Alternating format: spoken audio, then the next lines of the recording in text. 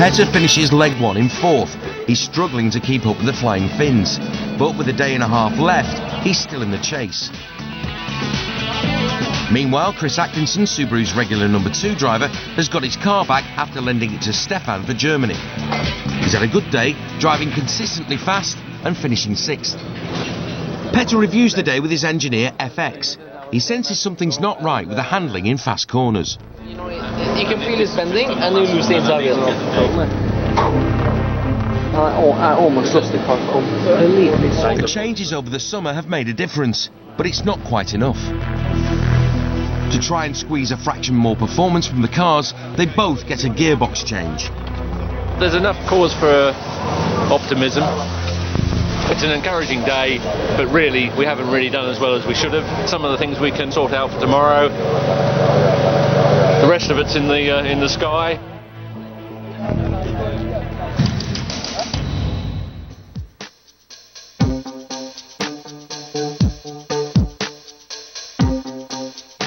Weather crews at the moment are saying it's clear sky, 14 degrees, so it's going to be a dry day. It's an early start and the team are determined to push for a result. With the car on the limit, the gap will have to be made up by Petter's driving ability. Paul set him his first target, to get back 3rd place.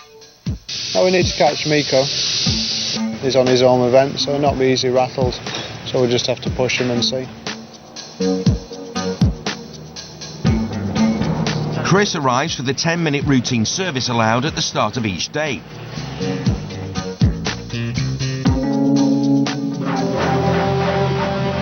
But just seconds before he's due to leave, his technicians hit a problem.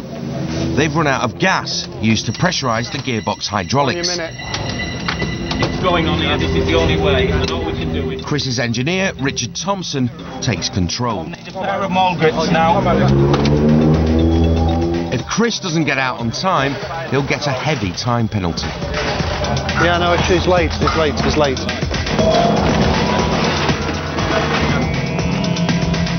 He leaves 3 minutes late and gets a 30-second penalty. Not the start to the day they wanted.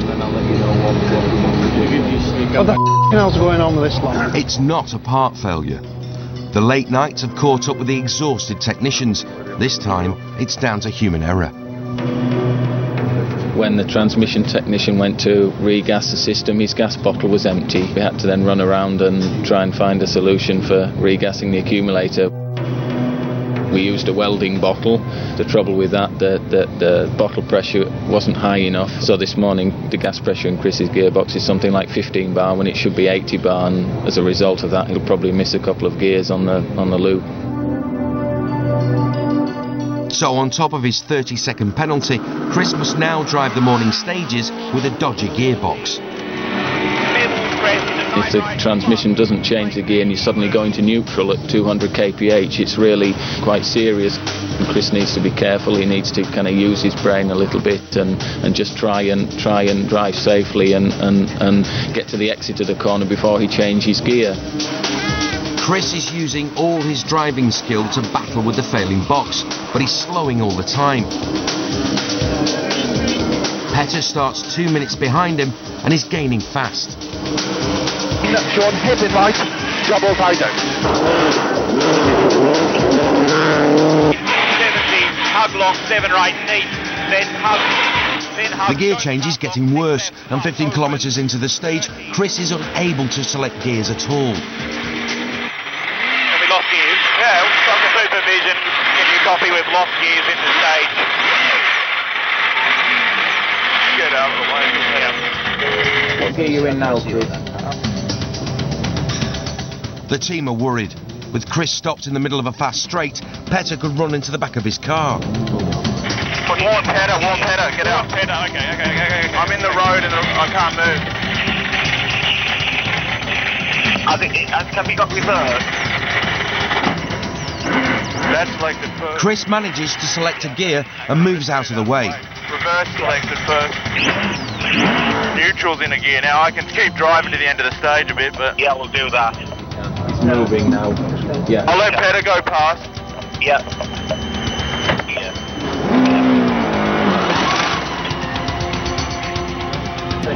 Petter's gone past. Petter's on a charge and has already hit his first target of snatching third place. Clear the stage, 953.1, 53.1. Okay, Phil, damn it. Chris is now locked in third gear and faces 2 more stages before midday service. Petter and Phil are on their way to the next stage. Despite a fast time, Petter is still worried about the handling at high speed. Okay, do the same again now, Phil, at the end. Yeah, how much of that is tyres, Peter? No, it's not tires on that stuff, Phil. Yeah? No, I can feel it's the chassis. Well done anyway, nice drive.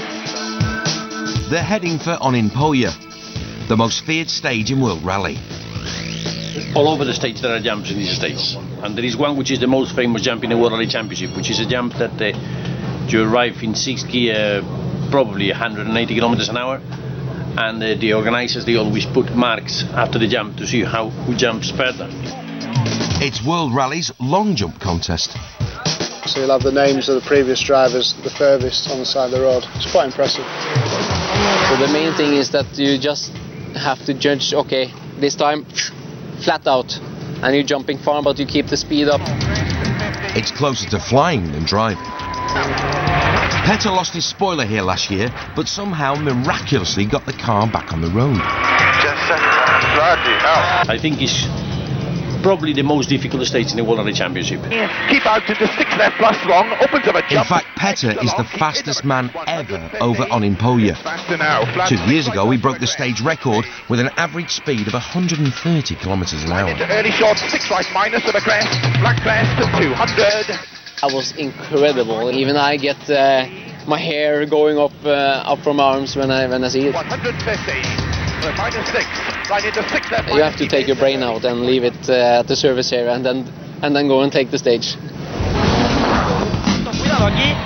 This year, the drivers do their best to beat the 54-metre jump record. Cars take off from the big crest, jumping up to 5 metres off the ground. This is rally driving for real men. Petter starts the stage with his sights on second place. Starting now, Lewis. 115. Line to 6 left minus. And then it's just 2 minutes, isn't it? And then start to think about pulling over. Once more, the team are anxious to get Chris off the road to give Petter a clear run. Chris pulls over, but Petter doesn't pass him. Open to 40. 5 left minus long. Keep in the...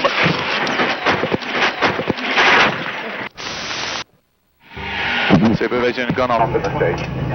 No. Hold on, I'll come back now. Just what? He was only 45 seconds in.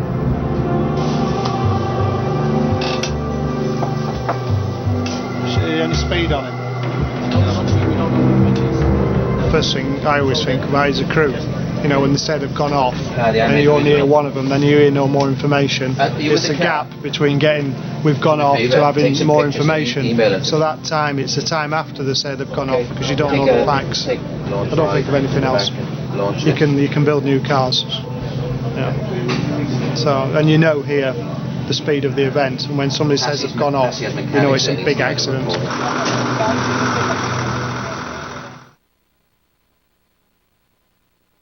Petter's car's rolled 4 times, but miraculously he's missed the trees. Petter and Phil are shocked, but unhurt. Are you alright? Petter's been off. Sounds quick. Okay, mate, so just take a minute and get a breath. And there, so. Petter's flown back in the safety helicopter. As soon as he returns, he reviews the accident. Right left minus long. Keep in the... When I was inside in the car, I was thinking of hopefully nothing hits me inside the car, and I was stuck to the steering wheel very hard, and luckily everything worked okay. The driver's got something to hang on to. The co-driver's got nothing, so the best thing you can do is make yourself into a little ball and hope for the best. Yeah, you don't get much time to think about it anyway, that's for sure.